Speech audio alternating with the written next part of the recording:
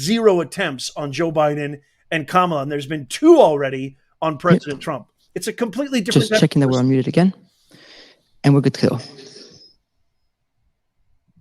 Okay, here we go, guys. Good evening, everyone. Before we begin, I want to address yesterday's awful events. It is a huge relief to us all that nobody was hurt.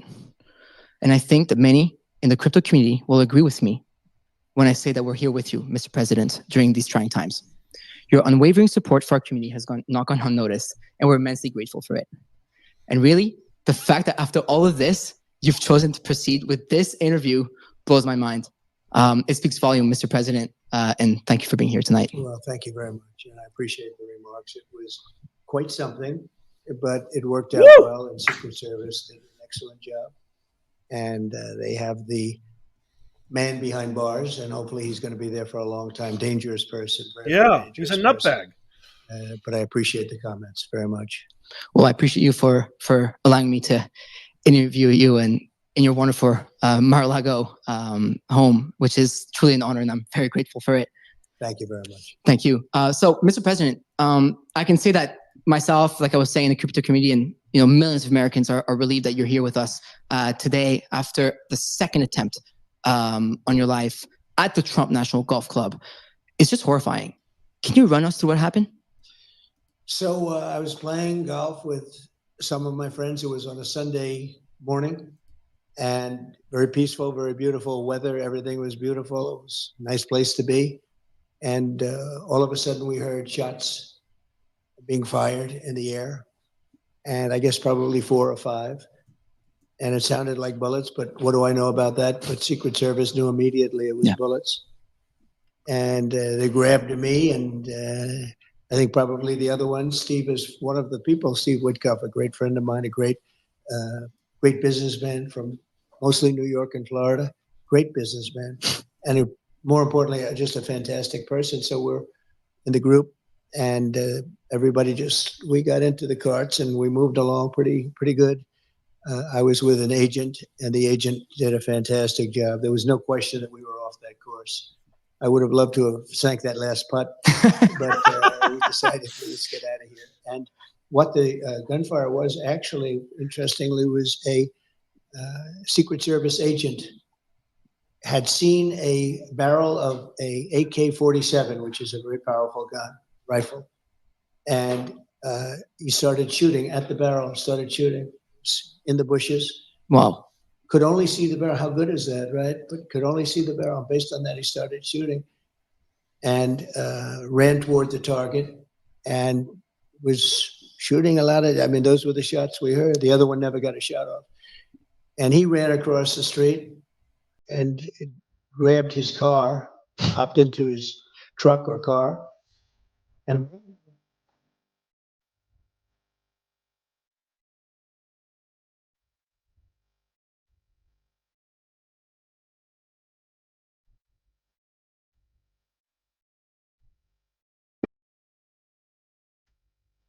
That's pretty amazing.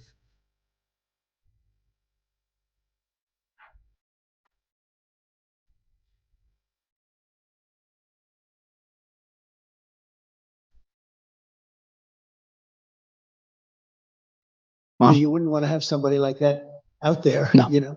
He dropped his gun, the AK-47. He left his gun. He left cameras behind, left a lot of things behind. So the agent did a fantastic job. The civilian did a phenomenal job. A woman. Who would think you could take 1,000 times like that? How many people would have the brain power to follow him and take pictures of the back of his truck so that they end up getting, and the key was the license. So they got the license, and after they had the license, there's all sorts of technology where they can literally pinpoint where this truck is. I never knew something like that existed. And they pinpointed him on the highway. They got him with a high-speed chase. So they got him. It was amazing. So Secret Service did a great job. And I think I can say, honestly, the sheriff's office, the law enforcement, everybody really did a great job. Very happy about that. That's incredible to hear. Thank you. And backup question to that second fold is, this was the second attempt in your life in under 2 months. What do you make of that? Well, there's a lot of rhetoric going on. Right. A lot of people think that the Democrats, when they talk about threat to democracy and all of this, Mhm. and it seems that both of these people were radical lefts. The first one, they should learn more about. They have apps that they haven't opened yet, which is pretty strange. Right. And the father went out and got the biggest lawyer in the state of Pennsylvania, which is pretty strange, about the father of the shooter we're talking about in Butler, the first one. And that's pretty strange. There are a couple of pretty strange things going on there. I can say this, the Secret Service was very brave in the sense that bullets were flying, and when I went down, I purposely went down. I saw what was happening, and people are probably screaming. I'm not sure if I recognize that, but I went down, and Secret Service, they were right there with bullets flying right at them, and they weren't hit. But three other people were: Corey, a firefighter, and two other gentlemen who they thought died. And actually, the doctors in Butler were unbelievable. They saved their lives. And we've actually raised a lot of money for the families and family of Corey and the two gentlemen. And they both lived. They thought they were dead. The first thing I asked when I came up, I said, how many people are dead? Because we had a massive crowd. And with all those bullets flying, so three got hit. But there was a great display of bravery. I mean, it was incredible. Normally, the crowd experts will tell you when they hear bullets, and we heard a lot of bullets going off. Right. A crowd this was a massive crowd. You couldn't even see the end of it in a big field. And that the crowd always runs. They call it a stampede, like cattle. I mean, they stampede, and a lot of people get killed when they stampede, but they hear bullets, but nobody ran. They all stayed. Tens of thousands of people. Nobody ran. In fact, you can see it in the small group behind me. There was a group of probably a couple of hundred people behind me, and nobody ran. In fact, they're standing up. Some of them are standing up looking for the shooter. The other one has to get credit to local law enforcement. The gentleman that shimmied up to the roof saw the man with a gun and probably made him go faster than he would normally go. And so he didn't exactly hit the target the way he wanted. There's something going on. I mean, perhaps it's God wanting me to be president to save this country. Nobody knows, but when I made the right turn, it's very unusual because the people weren't on the right. The people were standing out in front of me. When I turned my head at an exact 90-degree angle, the bullet came zooming by and clipped my ear. Wow. And the reason so much blood, they told me at the hospital, I said, why so much? The ear is the bloodiest part of the body because of cartilage. He was giving me a whole description. I said, you don't have to tell me, but it was a mess. But amazing bravery shown, amazing talent, like the doctor saving the two men that were hit. They were hit really badly. I won't tell you exactly what happened. They were hit badly. And they both lived. Corey didn't make it. Corey was in bad shape. We had a person from the National Guard about 10 seats over from Corey run to his aid, and he was hit in the head. With all of that, was giving him mouth-to-mouth resuscitation because he was still alive. Wow. And people couldn't believe it. They thought it was such an incredible act. Who would do it? It would, just an amazing thing. And we're going to take care of him too, because just the fact that he could do it, and some other people. So it was amazing bravery. There was a mistake made, a bad mistake. That one building was unmanned on top. Very. And that was a mistake. There's nothing you can say about it. But that was some crazy day. And then yesterday you had another one with a different result. Actually, much better result, because we lost Corey and two gentlemen. Should have never happened. But they're in pretty good shape now. Right. A lot of talent. Those local doctors up there had tremendous talent. Love to hear that. Well, this is more of a personal question. Okay. Just turned 30 last week. We were just chit-chatting outside the room here. Young entrepreneur, son, aspiring father one day. Mm-hmm. With all of your success, you have a wonderful family. A couple of your sons are actually looking at us right now. You have a wonderful business for yourself, a wonderful life for yourself. You could be on the golf course without worrying about gunmen coming at you. But after multiple attempts at your life, you're still here. Yeah. You've already been president of the United States of America once. You're about to be president of the United States of America again. I hope so. We hope so. Why do you do this? What motivates you? So we have a country that's in trouble, a country that I love. I love the people of this country, people like Corey, who were just this massive Trump fan and he got hit. But people like that, they're in love with the country and they hate seeing what's happened to the country when you have 21 million people pouring in from all countries all over the world, from prisons and jails, from mental institutions and insane asylums. Insane asylums, and you know they are different. Even prisons and jails, they are different. One's a little more severe than the next. They're coming in as terrorists, and they're coming into our country at levels that nobody's ever seen, and they're taking over our towns, and they're taking over small cities and big cities. I mean, look at New York, look at Chicago, look at LA. Tens of thousands of these people, and they're rough people in many cases. I mean, they are rough, tough people. Venezuela gangs. If you look at Aurora in Colorado, you have a governor that doesn't know what he's doing. He's petrified Eating the dogs. He doesn't know what to say. I mean, they're literally taking over real estate. They're becoming real estate developers in a much different way, right? They're taking over buildings. Everyone's afraid of them. And they have a big AK, talking about AK-47s. That's what they have. They carry massive guns. You say, where would they get this kind of power? And they're vicious people. They're gang members from Venezuela, largely, and known as being one of the roughest gangs anywhere in the world. You have MS-13, which is a bad gang, and you have these guys. And we're going to clean them out. We're going to get them out. But the bottom line, just answer it quickly. I love the country. We're going to make America great again, and we'll be able to do it. We did it once, and we'll do it again, and much easier this time. The border is in much worse shape than it's ever been. This is the worst border there's ever been in any country. They have not done the job that they have to do. I mean, you have Kamala, she was the border czar. I call her the comrade because she's a Marxist. She wants to tax everybody out of business. She wants to raise taxes to 70, 80%. She wants an unrealized capital gain tax, which is the craziest thing I've ever heard. Nobody's ever even heard of such a thing. And they'll put everybody out of business. We'll end up in a depression if she gets in. And very simply, though, we're going to make America great again, greater than ever before. And I love doing it.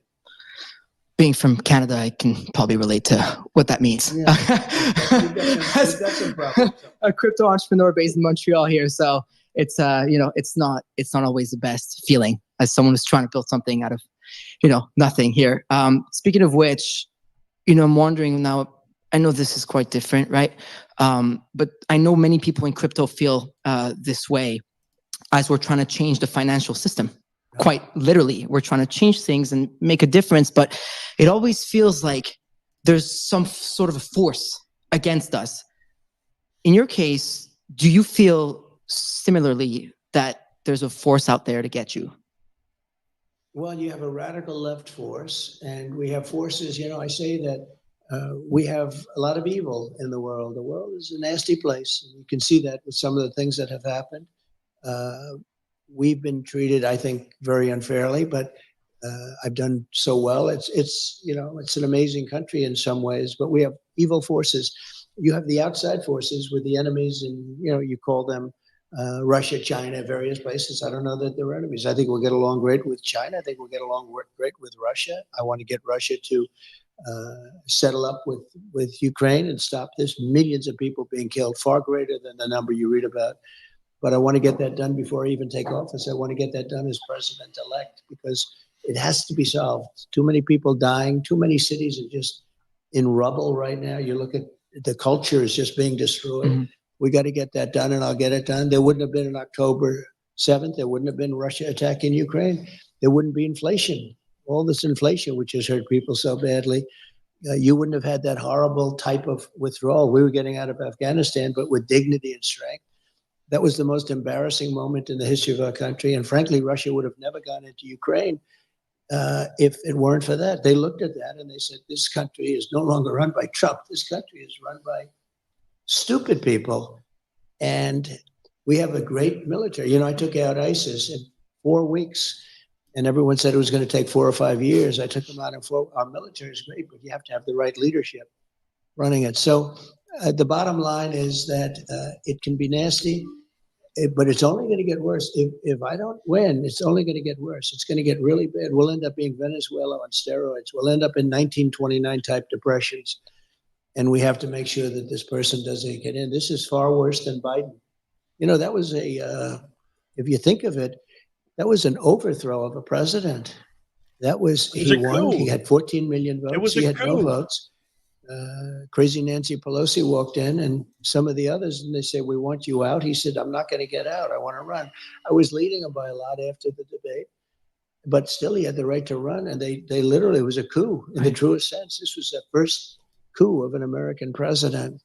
And I think it's, you know, look, I don't say fair or not fair. He was very nice today. He called up to make sure I was okay, to make sure that, you know, do I have any suggestions or anything? Mm-hmm. We do need more people on my detail because we have 50, 60,000 people showing up to events, and you know, other people don't have that. But he couldn't have been nicer. But I thought he was treated really unfairly. He went through a primary system, he won, and then they threw him overboard. And she got no votes. You know, she got no votes. Zero. But she'd be very bad for the country. We have to save our country. We can't play games, and we can't have a Marxist communist president, because that's not what it's all about. So we're going to do it, and we're going to make our country greater than ever before, and you're going to be happy, and you're going to love your crypto. And as long as you have crypto, you're happy. So I know what makes you happy. Nothing else but crypto. Yeah. I mean, you know, when the Twitter Spaces was officially announced and that you put the tweet out, a lot of people were like, well, who's this Farouk guy? And obviously, you know, a lot of people started digging into this Farouk guy, and you know, the main reply that was that I'm just this crypto bro. But you know what, Mr. President, I am a proud crypto bro. You know, and it seems like you're starting to become one of us, if not already. I know for a fact that your children are quite involved in the space. I mean, we have Baron, Don Jr., and Eric on the Twitter Spaces right now. Eric and Don Jr. here, who will be joining us a little later on this programming. But you know, get into crypto now, because I already see the people on Twitter Spaces really eager to hear you talk about this. You know, at the recent Bitcoin conference, you mentioned that, and I quote, America should be the crypto capital of the world. Absolutely. That was a big statement, and I believe the correct one. So why is it not right now? Well, I think it will be right now. Right now you have a very hostile SEC. I guess you'd have to say, I don't know, when you say administration, do you call it Biden or do you call it Harris? Nobody really knows what to call it, but maybe we'll say a combination of both. But they've been very hostile toward crypto, toward all of it. And extremely hostile, like nobody can believe. Nobody even understands why. My attitude is different. If we don't do it, China's going to do it. China's doing it anyway. They are. But if we don't do it, we're not going to be the biggest, and we have to be the biggest and the best. And you know, when you look at values, and when you add it all up, the value of this whole thing is bigger than they were showing me. The top 20 corporations and all of this. The numbers are just gigantic. It suffers from some credibility lapses. I mean, some things were done or not done, but it's very young and very growing. And if we don't do it, China's going to do it. If we don't do it, other countries are going to do it. A lot of countries would like to be in a position. We have the advantage because it's us. But you have a big advantage because it's me, because I do believe in it. I also know a lot of friends that are really into it. And my kids, I mean, Baron knows so much about this. Right. Eric, and Baron's a young guy, but he knows it. He talks about his wallet. He's got 4 wallets or something. And I say, what is a wallet? Explain this to me. But he knows this stuff inside out. Baron's going to be Eric the future of this family. Well. It's almost like younger people know it a lot better than older people. But I have a lot of respect for them. They've shown great judgment, all of them.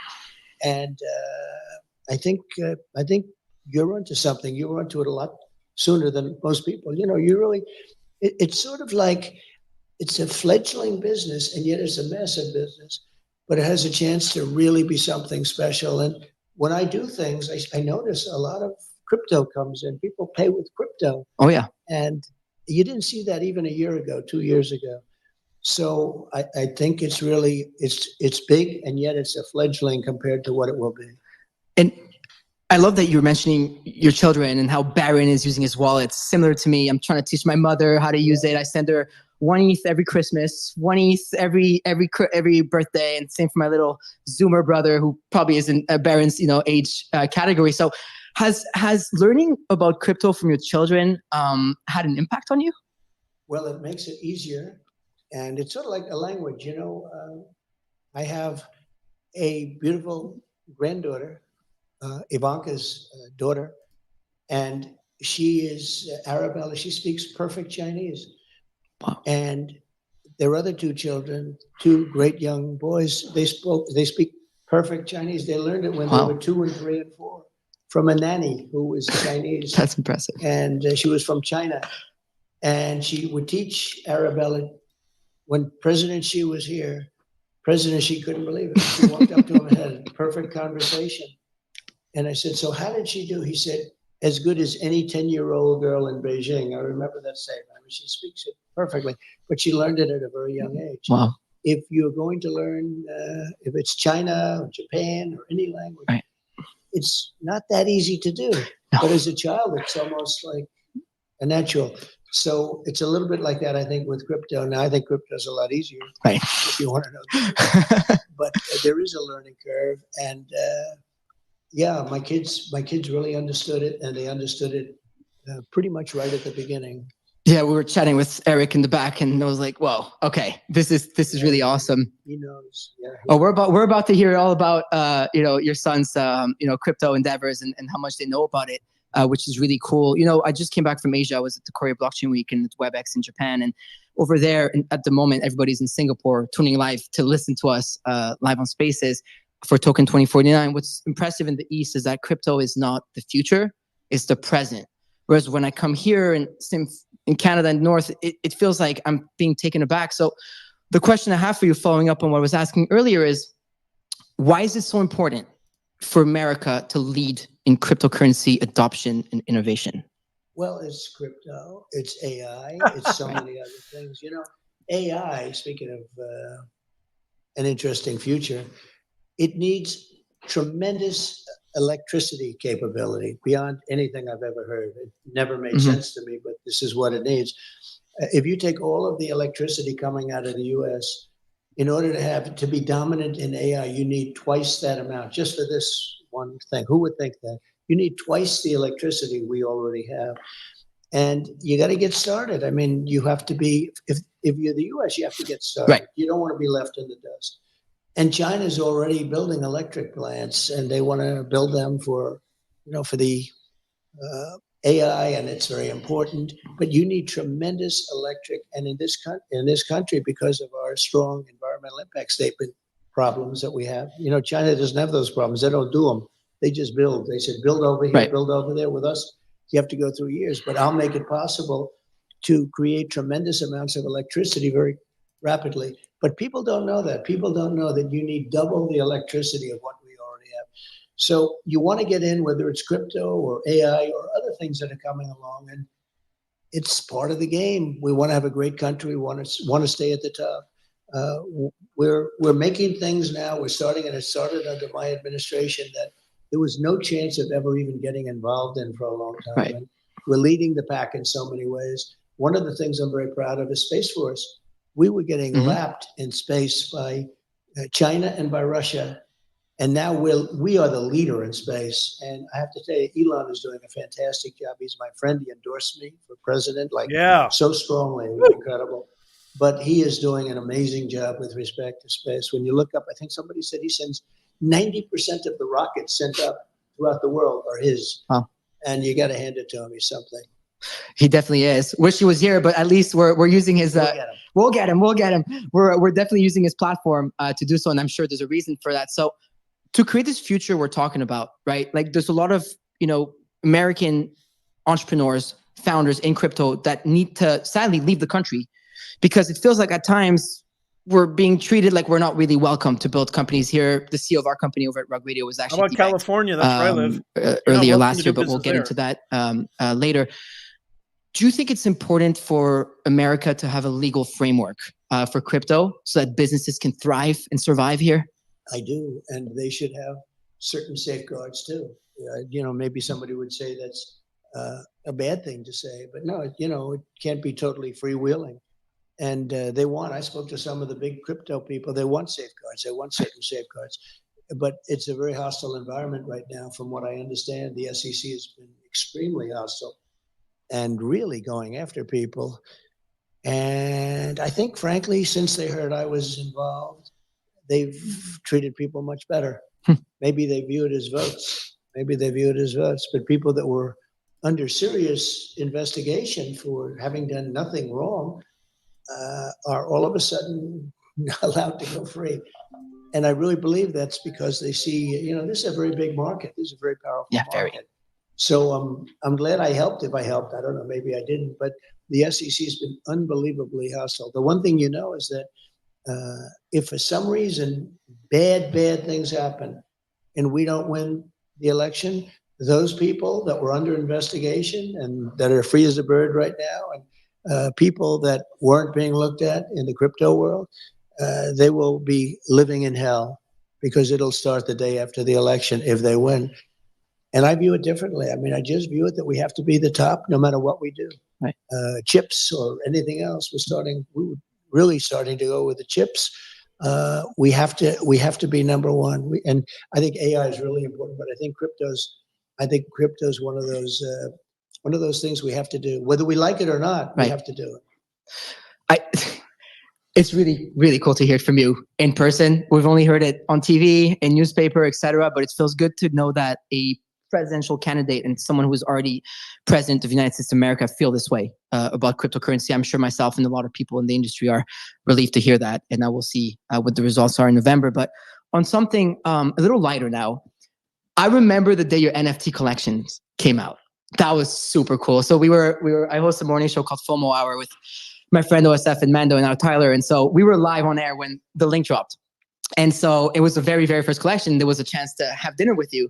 And I remember just like scrambling to buy them. We're staying live. We stopped the show live on air to thousands of people like, no, we got to buy these. We're going to buy these. I got to spend $25K on this. Let's go. Right. Let's do it. Which is another cool thing about people in crypto, right? Or there's crypto bros that they call. And so we're trying to buy these things. And it was just so electric and crazy that we actually failed. But hey, I guess that's a good thing because the collection, ended up selling out. And then you ended up doing, you ended up doing that 3 times over. Can you tell us more about the success that you have had with NFTs, but also did that surprise you? Well, I got in very late and NFT was considered cold. I mean, to be honest, it was a cold industry. It had its day a few years before, as you probably know. But when I did it, I said, what do we have to do with anything else? And it's playing cards and some beautiful artwork and other things. And we went out with 45,000 NFTs, and it was amazing. We thought it would take 6 months, maybe a year to sell. It sold out. I don't want to get myself in trouble by saying exactly the first day, but pretty close to it. It was almost immediatmeately. It was quick. Yeah.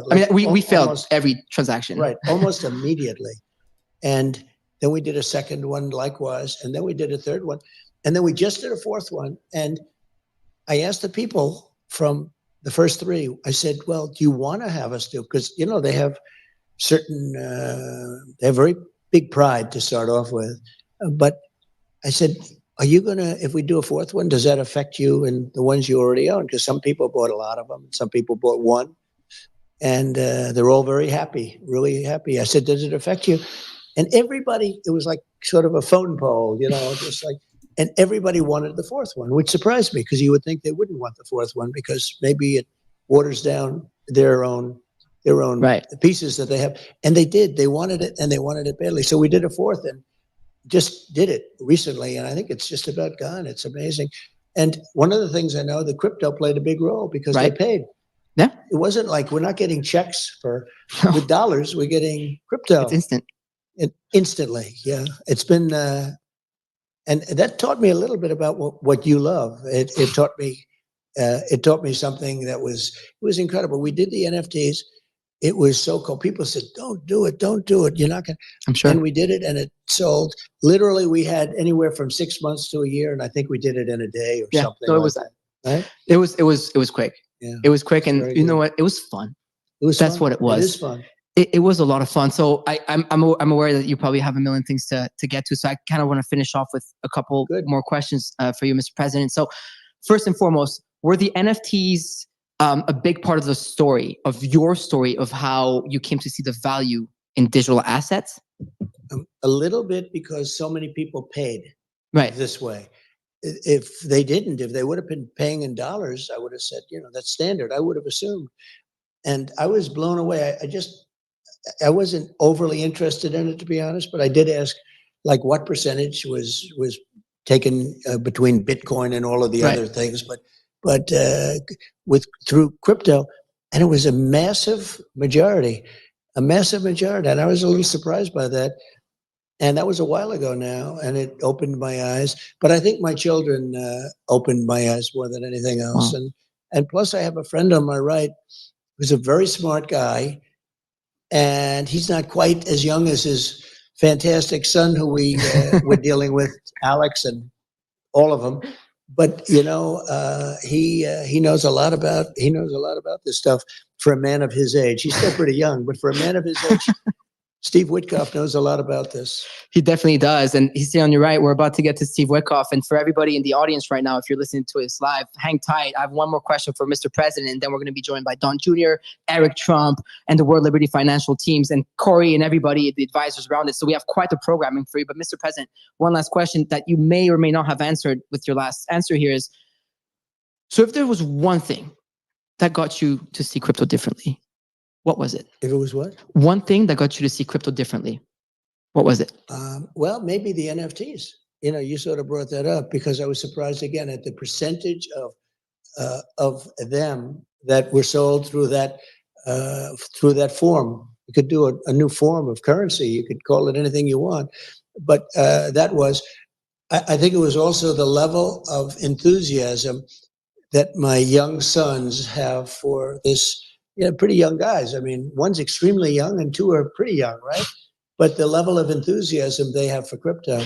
Yeah. And also, just to add a third element, I have a lot of friends, some very smart people, and they're believers. So it means something to me. Well, I appreciate that. And I appreciate you. Everybody hang tight, please. I will go to Mr. Witkoff in a second, and we'll be joining by the next set of guests. But Mr. President, it's an honor. Thank you for having me. And honestly, the fact that you've done this the day after a second assassination attempt means the world to me. Just a little 30-year-old boy from Montreal that, started from just hosting Twitter Spaces, now hosting yourself. So thank you for allowing me to do so. Great job. Thank you very much.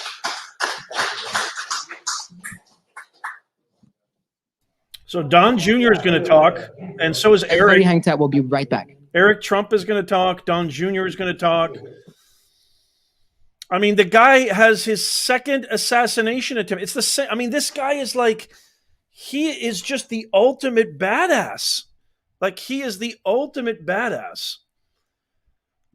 When he got shot in the ear, right, his first assassination attempt, what did he do? He didn't change a single iota of his schedule.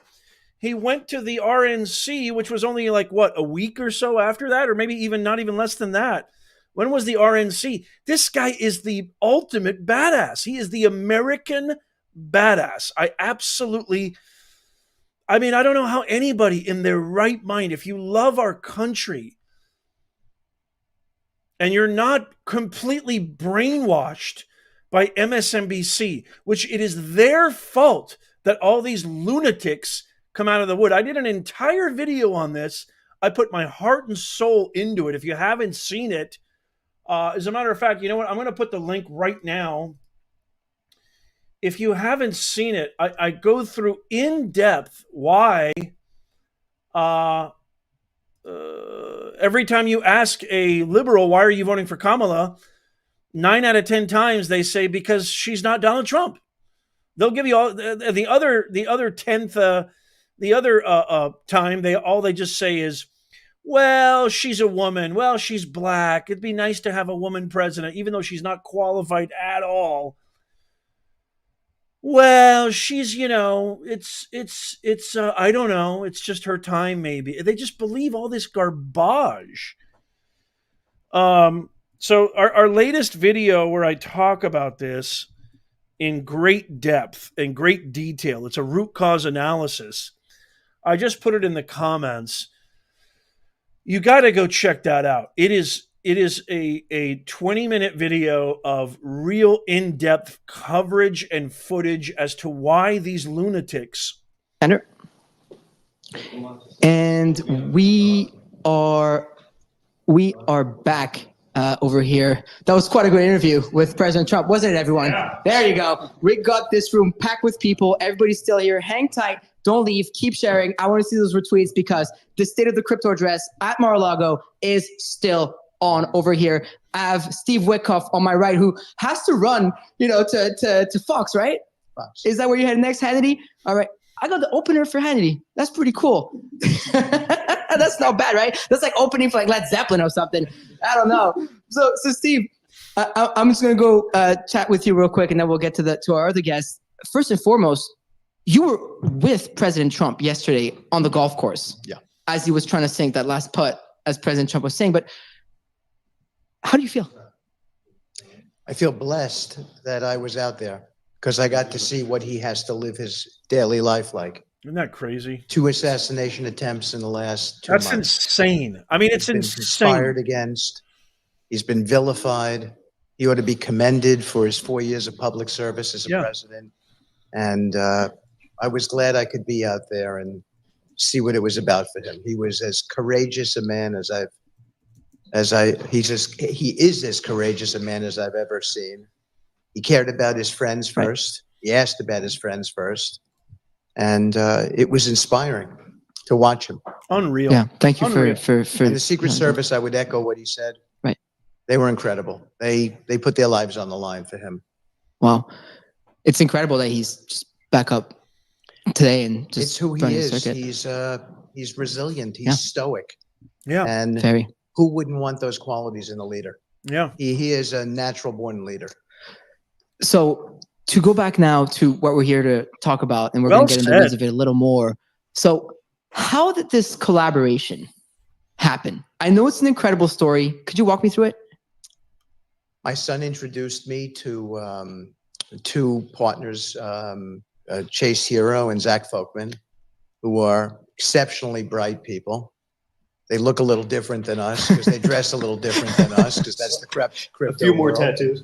I have 1 or 2 tattoos. Donnie and Eric. Oh, really? Chase has, yeah, I have it's hard to see here. That's okay. But I have a tattoo of my son who I lost, Andrew. Both of my tattoos are of him. I actually think he's the one who put me out with the president yesterday, so I could witness his courage and talk about him to the American public. But I was introduced to Chase and to Zach, and I met traders from all over the world. And these guys are as smart as any currency traders I've ever met. And they began talking to me about decentralized finance, which means frictionless finance, and why it made sense for people, and about the forgotten who can't get credit out there. Credit is what drives the American economy. And as I began to understand it, I said, who would understand this better than the Trump family? And so we had a meeting initially with Eric, Don Jr., and the president and his counsel. And we said, let's go pursue it. We've been on it for close to 9 months, spent a lot of time on diligence with really, really good lawyers on how to operate in the space. Right. And here we are today, the culmination of a pretty robust effort. So do you think that this could really change the way wealth is created in America? I think decentralized finance is the way of the future. Right. If you think about the fact that if you want to borrow money today, you have to be almost anointed. You have to be a member of the privileged class. I remember when I left law, I represented the president. I wanted to be in business. It was very, very hard to get credit, and credit again is what drives us. Crypto allows it to happen. Decentralized finance as an application of crypto allows it to happen. So, and we see as a business venture, a huge approachable class of people who have been either debanked, as you talked about, or they don't have a bank that they can go to, and they don't have a bank that will listen to them. And so we look at it as a business venture, and we say we can democratize it. We can be more egalitarian about it. And at the same time, we can probably do very well in it because there is a large group of people who can't gain credit in the system. And isn't that unfortunate that young people with great ideas, they can't prosecute those ideas? That's a terrible thing. That's not a good thing. That's not the American dream. Well, thank you very much, Mr. Witkoff, for being here with us today. Thank you. Really appreciate your insight. Thank you. Thank you so much. And so up next, of course, I mean, Don Jr., if you want to, however you guys want to set up here, you know, we got a whole programming for y'all here. So really hang tight. We're filming the whole thing. Everything's going to be broadcasted live a little later on video as well. Everybody's looking great over here. That's most important, right? As long as we look good. I mean, I'm liking your hair, the flow. Thank you. It's pretty solid. There was some polls going online around like who's got better hair. Would it be President Trump or myself? I think your father has an incredible flow. I have to give it to him. As a Trump who may or may not one day inherit the Trump hair genes, I don't make fun. I don't mock it because you never know. One day I could wait. So far I'm 46. I'm doing pretty good on the hair department. I'm an old man. There's no chance. Yeah, look at that white in the beard. You know, still haven't had the white in the hair, and I'm not vain enough to dye it. So we're good so far. Well, you're gonna have to share your secrets with us maybe after the stream, you know, because I'm getting old. My knees are hurting from being 30 years old. Yeah, you know? It's rough. It gets a lot worse, but I promise you. Yeah. Oh yeah. Okay. This thing I miss most about youth is just not waking up sore every day for no reason whatsoever. It's Oh my. Anyway, so let's get right into this. I mean, Don, you know, your traditional banking systems, you know, have not been working for many Americans. This is something that you speak about a lot. It's something that Mr. Witkoff talked about, and that your father talks about, and all of you at this stage. You know, I talked earlier about how my company's been debanked. You know, my CEO has been debanked, and he's an American citizen from Texas. Got a call one day and said, "Hey, come pick up your money, and we're going to send it to you by the mail. Here's a check." Said, no. I'm going to come pick it up. To me, it was insane that this is even an option. And we're talking about someone who has some money, right?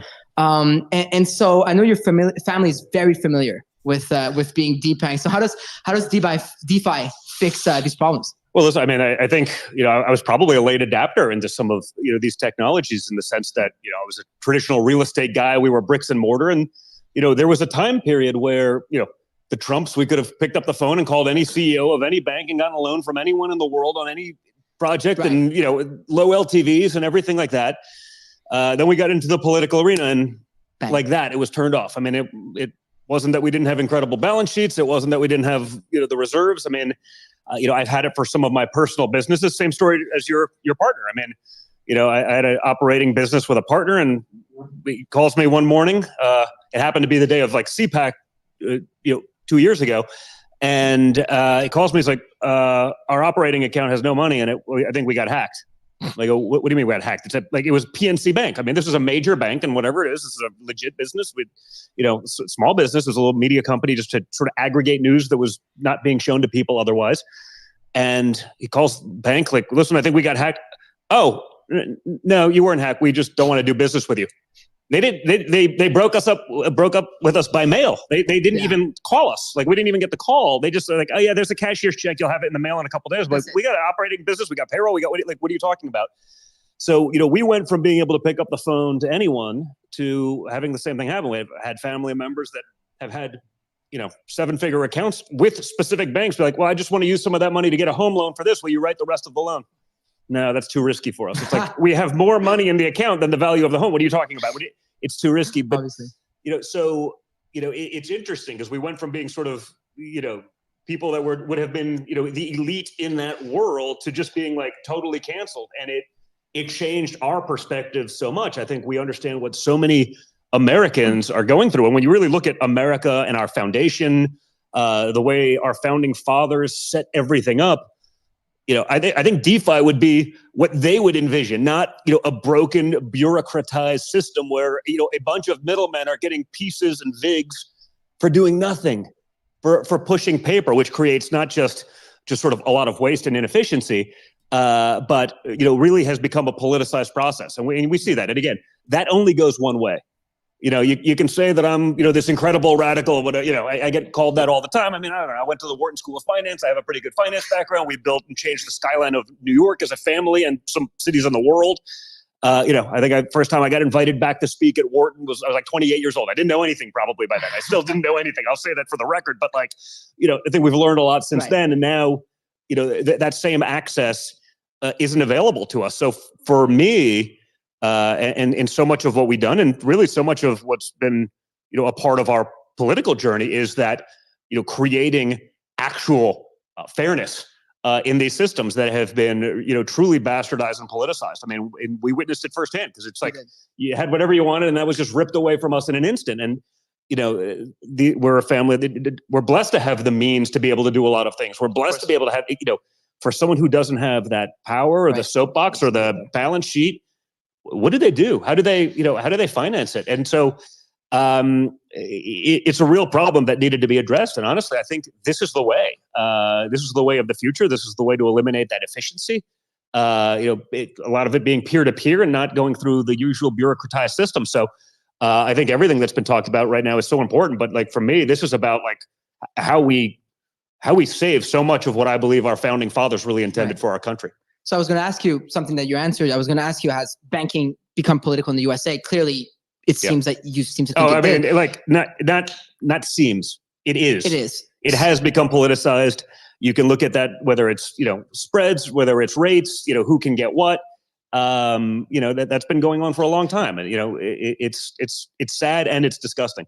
So I was going to ask you if it affects the everyday American, which you did. You get into that already. Yeah. So then the question is, if this all affects the everyday American, to me, cryptocurrency is freedom. Yeah. This is why I do what I do. Correct. I own my money on my ledger. Nobody can take it away from me. Correct. So how does DeFi help the everyday American?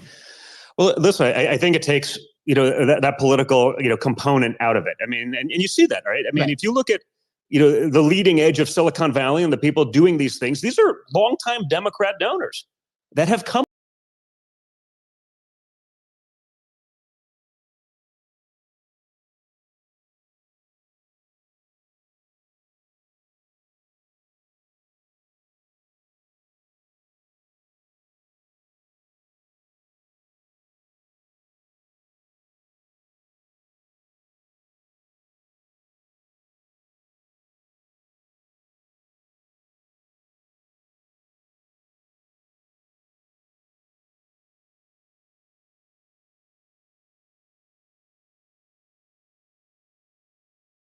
Sorry, my audio was off. Thank you.